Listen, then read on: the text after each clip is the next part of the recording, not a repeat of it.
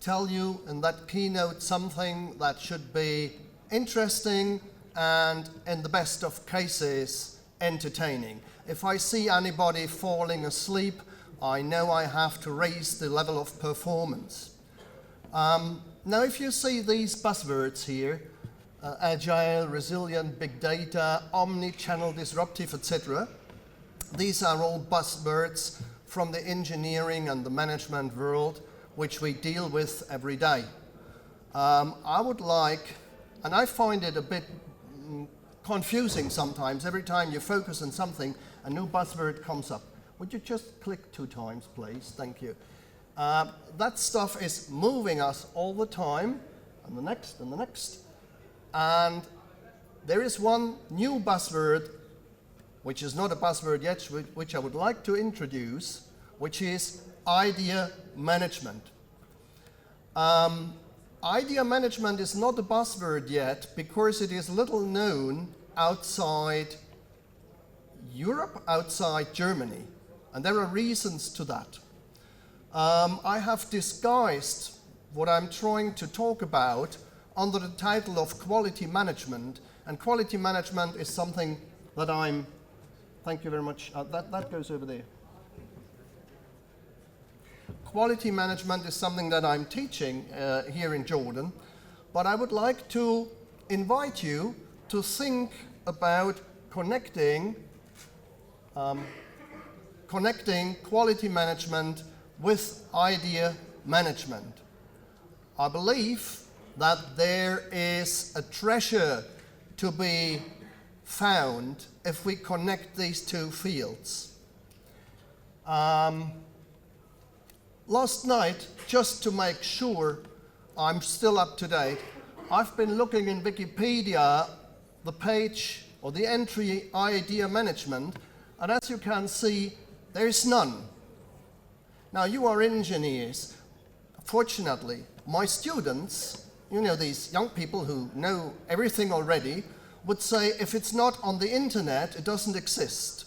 And I keep telling them it's always good to attend conferences and read books, because not everything is on the internet and not everything is on Wikipedia. And what you find on Wikipedia may be nice for bloody beginners, but it is probably not reliable. So this is last night, my latest check. There is no idea management on the English Wikipedia. If you open the German Wikipedia, you would find tons of that. And that's what I'm going to introduce. Ideas management is a genuinely German engineering invention, which goes back to 1872. So we have 150 years of that already, and it still has not been translated into an English Wikipedia page until today. So I think attending a conference, you are wanting to learn something new, and that's why I'm here. I believe that quality management and idea management are two sides of the same medal. And if you look into what we all do in quality management every day, we're talking about a quality policy in the company. We are measuring and testing, calculating, we're doing statistics, we have our quality tools. We're doing the auditing, we're planning quality management, improving the quality, and obviously everyday training, staff, etc. In a growingly globalized world, the intercultural quality management is a growingly important topic. I'm just now assessing Porsche. You know, that's a German company who are producing fast red cars that I cannot afford. And they, for example, are producing in a plant outside Germany with engineers from, again, another country for a Japanese customer. And the technical problems they have go back to communication and to culture. That would be the last field. Now, if we flip the coin into, ideas management is dealing with probably the same. You can think about each of these topics in quality management, asking yourself, how can we do that better? And what we normally do is innovation workshops. I'm sure all of you must have been attending innovation workshops already. let's see these workshops in these fancy hotels with the nice coffee breaks, and you have many pin boards and flip charts, and by the end of the day you walk out and you say, I don't know whether you've innovated anything. Ideas management is not innovation. That is very important to understand. It's something quite different. Whereas innovation is sort of lying by the pool and swimming in the blue of nothingness where you invent new things, ideas management comes down to everyday work on the shop floor. It's a classical bottom-up tool. And with each of these quality questions, you can ask those people who actually do the job, do you think it could be done better? Ask people on the shop floor. Ask the auditor whether he sees a better way for this audit. Ask the quality, ask the production engineer, and ask them, what do you think could we do to improve a process, to lose less material, to avoid better the accidents, etc. Both fields, quality management and ideas management, are relying heavily on continuous improvement processes. The CIP topic, thank you, that is changing now for the better.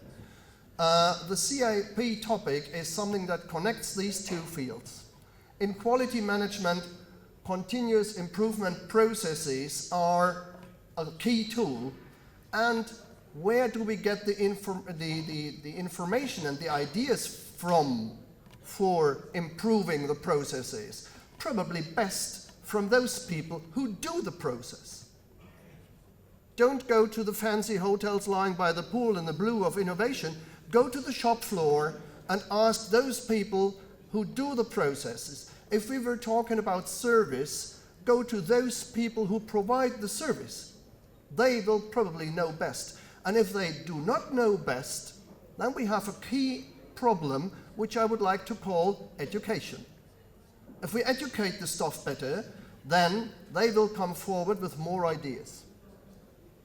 So, mostly, idea management is used in production today.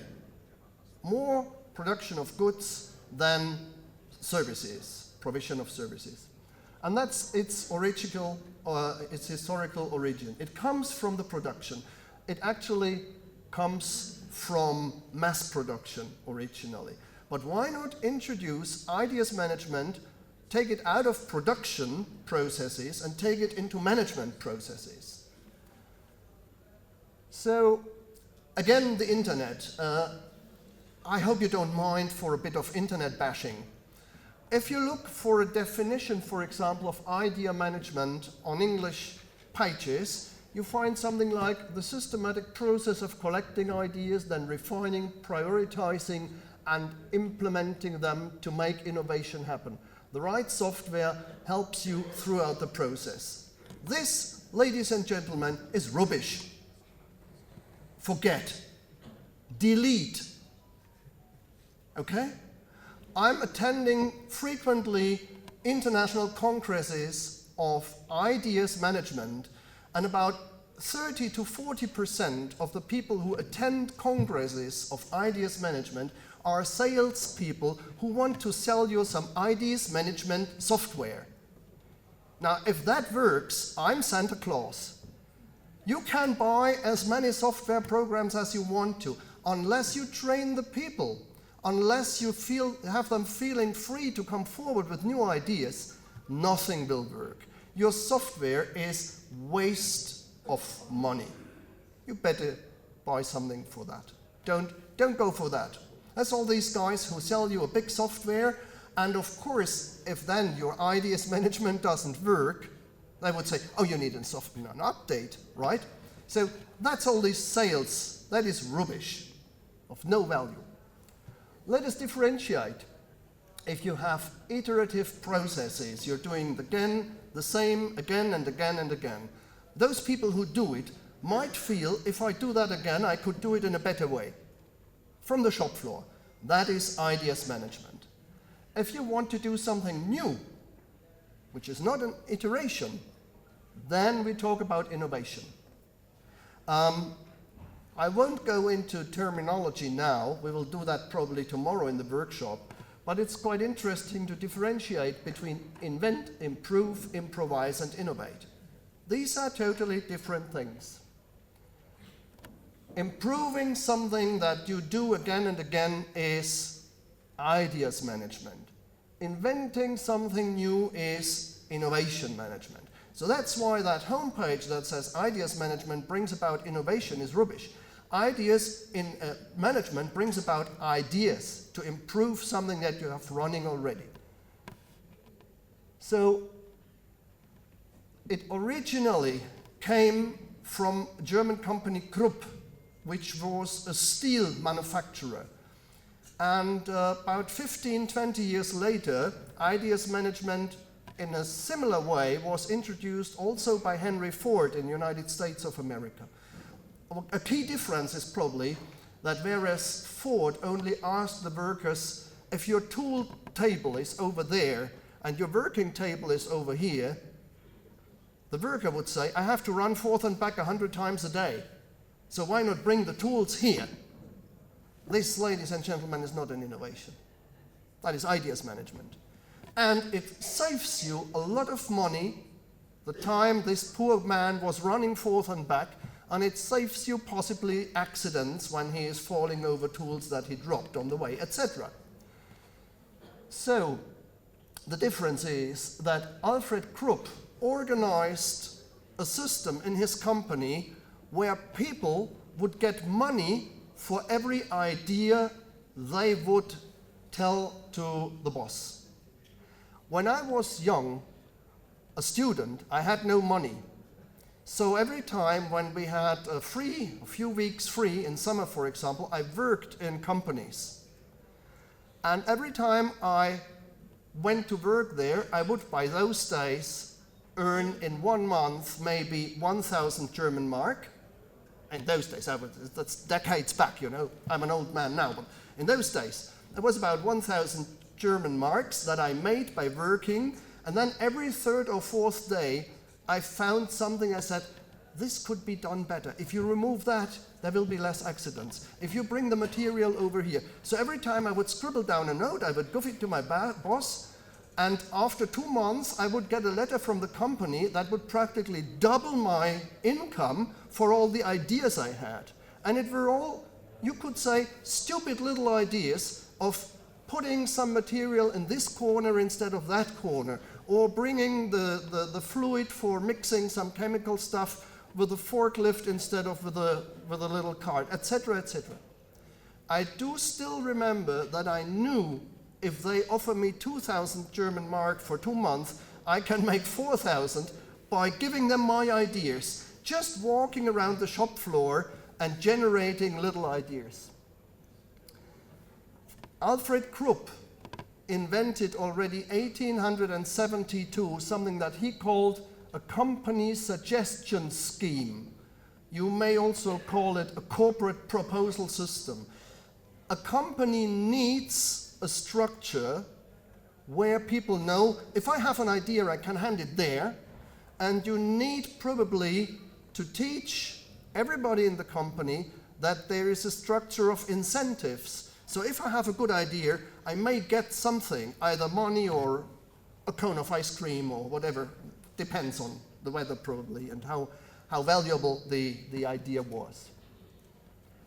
In 1975, another German engineer, Siegfried Spahl, minted the idea management as a term. So that is only, 45 years, 50 years. He combined the company suggestion scheme from 1872 with continuous improvement process, which in the 1970s we all had already copied from Toyota, which if I'm teaching here in Jordan, I'm teaching quality management, I always have the feeling I'm teaching 50% Japanese history. Because most of what we do in engineering and quality, we have learned from Japan. And the Japanese were successful in the 1960s. So 10 years later, in the 1970s, In Germany, they said we could combine the Japanese continuous improvement process with the German idea of asking workers. Now, it's quite interesting that in Japan, quality assurance has little to do with ideas management, and there's a social and a cultural reason for that. I've been living in Japan for quite a while, and I remember if you ask a single individual saying, "Do you have any idea?" the Japanese, friendly, smiling, would say, "Oh, I don't know." And then he would start talking to the colleagues around, and after 2 weeks, probably the 5 colleagues from the department would come together saying, "We have an idea." Because in Japan, culture requires that you do not raise your hand saying, "I, Mr. Bauer, important worker on that shop floor, got an idea." This would be considered arrogant in Japanese culture. Not so in Germany. We want the last worker to stand up, raising his hand and saying, "I got an idea," because that makes our processes better. But it requires a mindset of appreciating the man and woman on the shop floor. And that, in turn, requires that these people have a sound education. We call that a vocational training, or better, an apprenticeship. So if you combine these two, company suggestion scheme and continuous improvement of processes, then you get the term ideas management. So 50 years back, that was minted, and still it's not in the Wikipedia. You see, at least I'm happy. I can pretend bringing something new, although it has 150 years of history. Who would know better than the people on the shop floor, and what kind of questions can you ask them? Well, you can ask them about improving quality. In order to get that, your quality management needs a guaranteed safety for those who say something. And that means you have to differentiate between the problem and the person. If the company has sort of a blame culture where I say, "Oh, I know something that could be done better," and then the answer is, "Why didn't you do it before better?" then I will never again say anything. So it requires a company culture that allows people to speak out frankly. Now, the quality circle. Most people, if I talk about quality circle, think of a cup of tea and a big table and 5 engineers sitting together in the monthly quality circle. But obviously there is a different quality circle, which is, this is idea circle. Quality circle is next. I'm confused. Idea circle. Idea circle, somebody has an idea. This idea has to be evaluated.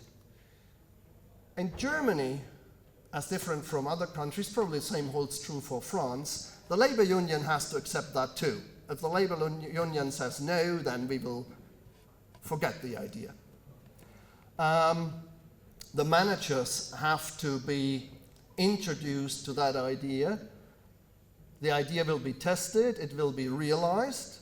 There may be a rollout through all the shop floors of that company, and finally, the person who had the idea gets a reward. And you see, in the center of that process, we have an ideas manager.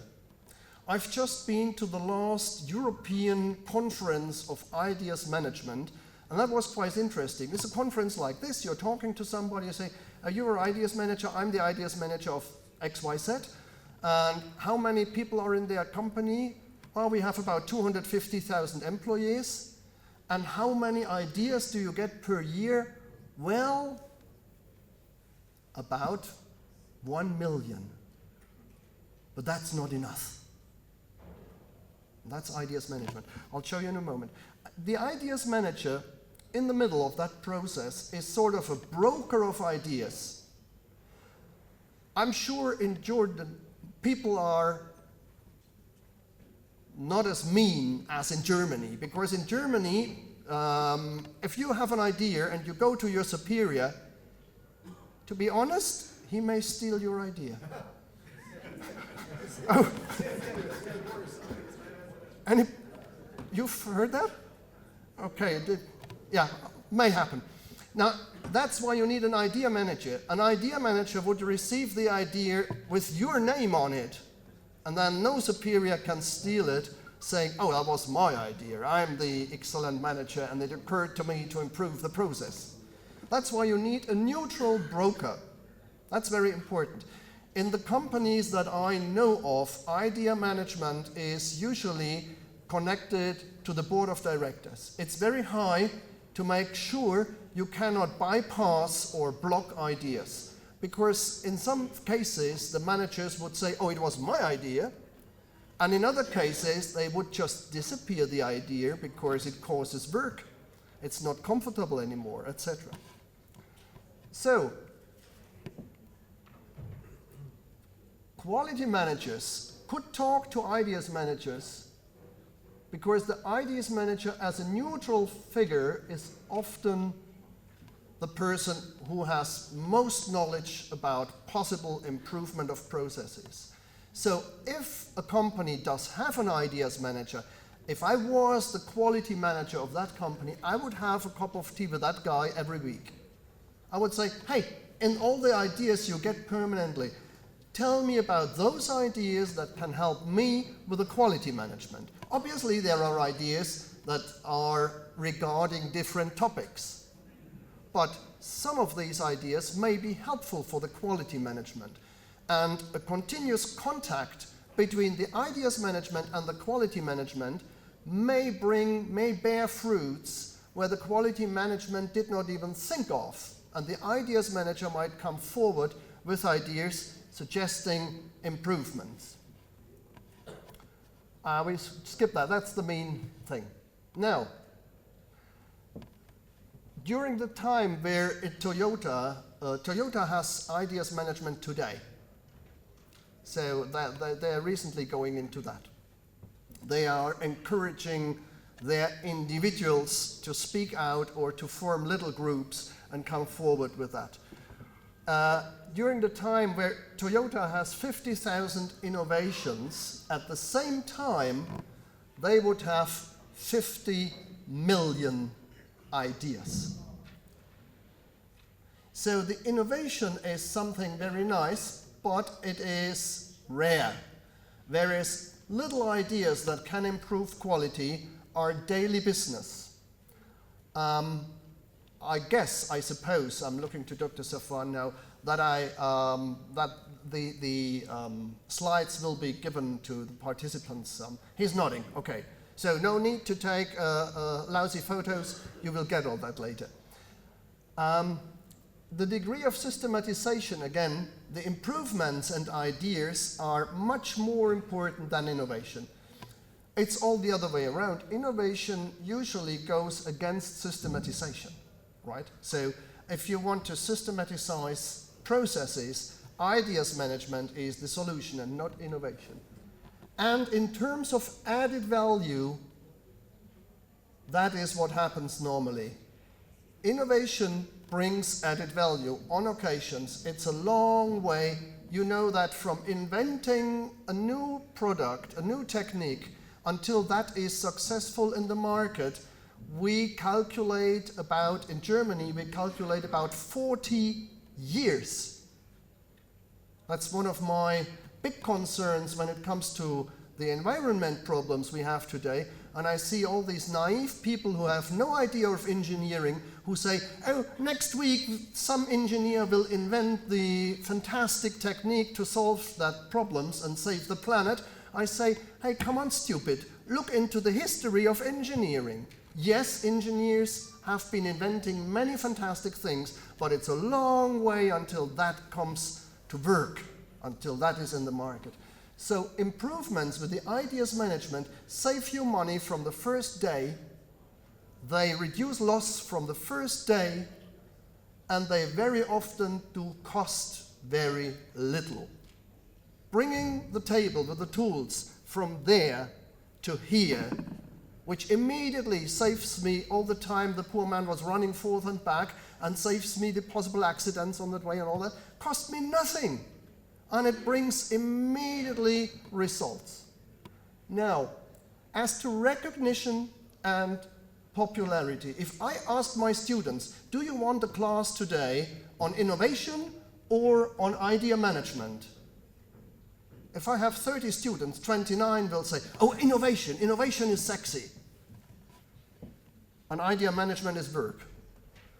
That's the truth. So we are doing at our university, I don't know how many workshops on innovation and thinking from nil and all these things. We are spending very little effort on idea management, which I personally think that is vanity of academics.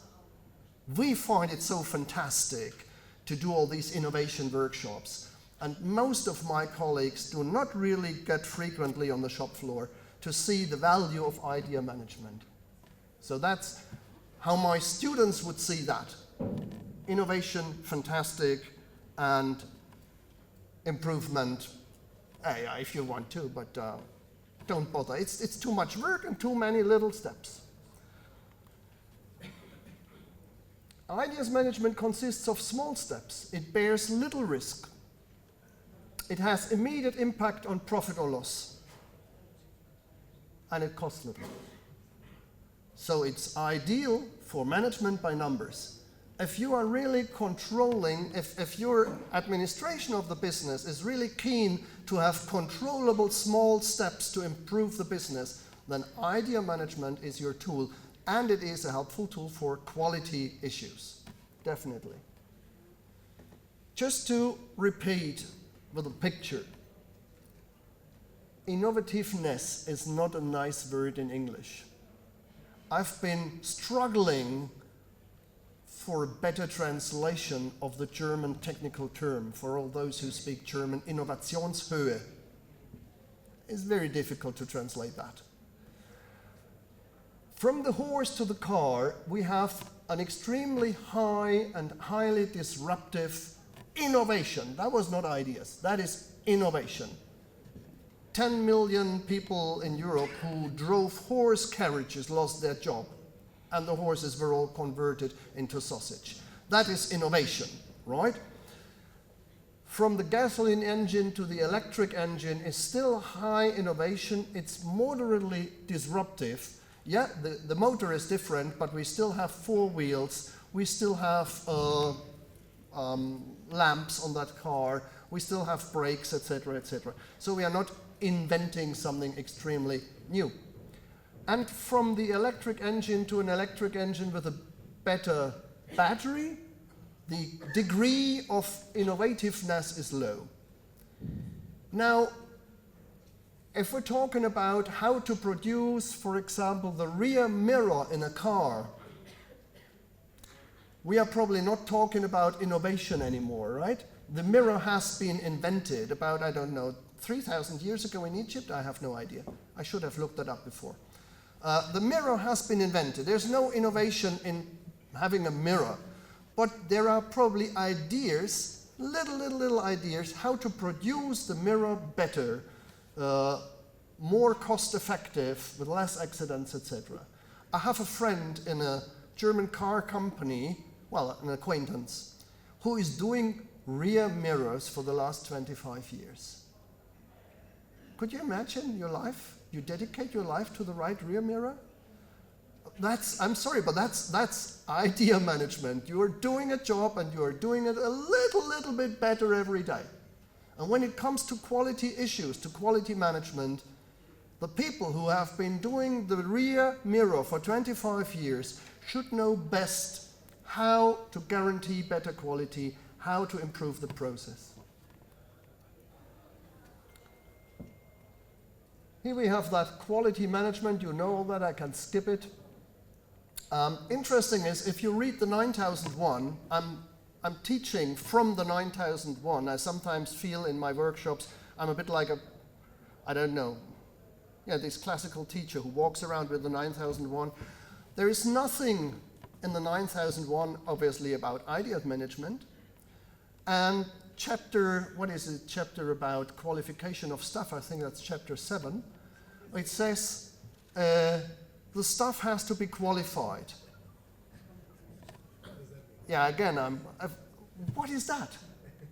In Germany, to call yourself qualified, to be allowed to take a plier in your hand, we would like you to have a 3 to 4 year apprenticeship.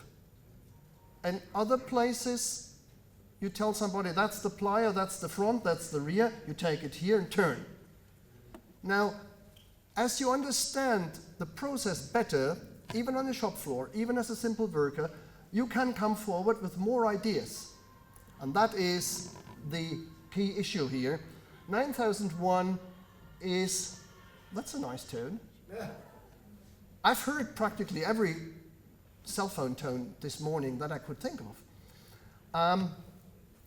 ISO 9001 is a system that, in my opinion, I dare to say it frankly, fails, as it only sets a goal, and when the auditor comes, you do everything to get the goal. I've seen companies that are all certified 9001, where I say, how could that ever happen? I don't know, was the auditor asleep that day, or how much did you pay him, or whatever, right? So I won't go into these details, but I would suggest that we have better systems like EFQM. EFQM is more a process system where you have more responsibility than just getting the 9001 ticked with your gluey sticker on it. Now you could talk about three ways to address quality management issues. The one would be before you produce something or before you deliver a service. Take any measure possible to avoid mistakes, and Poka-yoke is probably the best system I could think of. Any of you speaks Japanese? No, that's a pity. Poka-yoke originally was called Baka-yoke. And Baka-yoke, if I translate it properly, no, I won't do that because it's too rude. I translate it nicely, then you would say it's foolproof even for the most stupid idiot that walks on that planet. So that's a bit too rude. Baka-yoke, let's say Poka-yoke. Poka-yoke means if you do all these measures, then I'm coming back to the East Asian culture, you don't have to blame anybody. In East Asia, blaming people is the worst you can do. So to avoid that somebody has to leave the company, probably commit suicide, as it happens in Japan, you do anything you can before you produce or before you deliver the service.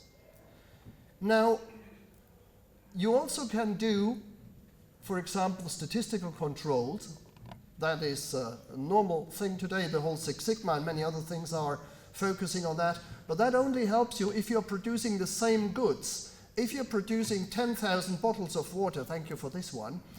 If you're producing 10,000 bottles of water and the first 600 go into the scrap because the machine was not adjusted properly, then you will see that by statistical control. And that is good for these kind of things. But we have just seen all these nice pictures from the potash production. I believe that the machines that they're using there have not been produced by the tens of thousands. These are very special machines, and probably there are only 10 of them, of that particular machine. So in that kind of production, statistical tools are of zero value. Most of my German colleagues, when it comes to quality management, are heavily into statistics because the German industry is dominated by a car industry, and car manufacturers are producing by the tens of thousands. But if you, like me, I'm a fitter, I'm coming from machine building where we have customized machines like those you use for the potash. One customer comes and says, I need one machine with these and that specifications. There is no statistical quality management. Zero, nil, nada, niente, nothing. Because we don't have a series. I'm advising a company where I've been for 10 years now. They're producing about 1,000 machines per year. and not two are alike. In that kind of company, there is no statistical control. So what you can do is much more in advance, and of course, once the soup is, my grandmother used to say, once the soup has fallen on the floor, I've not seen anybody rescuing a soup from the floor yet. Once the soup is on the floor, you can do an analysis of mistakes. Now, to put it in very simple words, in quality management, the first part here, before production, would be typical for Japanese structures. That's what we copy from the Toyota system. The last one, analysis of mistakes, is very German. It's these German engineers who dig into the mistakes, say, where did it happen? What can we do to improve that? And these guys, as well as those, should go to the shop floor and ask. That's where ideas management comes in. So, I'm closing with a promise for tomorrow. Last slide. Tomorrow in the workshop, I would like to go through the quality circle, which is, it's not the cup of tea, I understand. Quality of marketing, the quality of design, quality of the suppliers. You're probably localizing the product somewhere. Quality of planning, quality of production, of examination, of logistics, of delivery, quality of the product itself, quality of the service, and last not least, the slide I like most, the quality for environment. Can I dispose of that thing later? Can I dispose of the packing material, etc.? This is a modern quality circle, and not in each of these fields, but in many, I can use now ideas management to improve the quality. Which fields these are, I would suggest we talk about tomorrow afternoon in the workshop. Nobody has fallen asleep. I thank you very much for your attention. Thank you.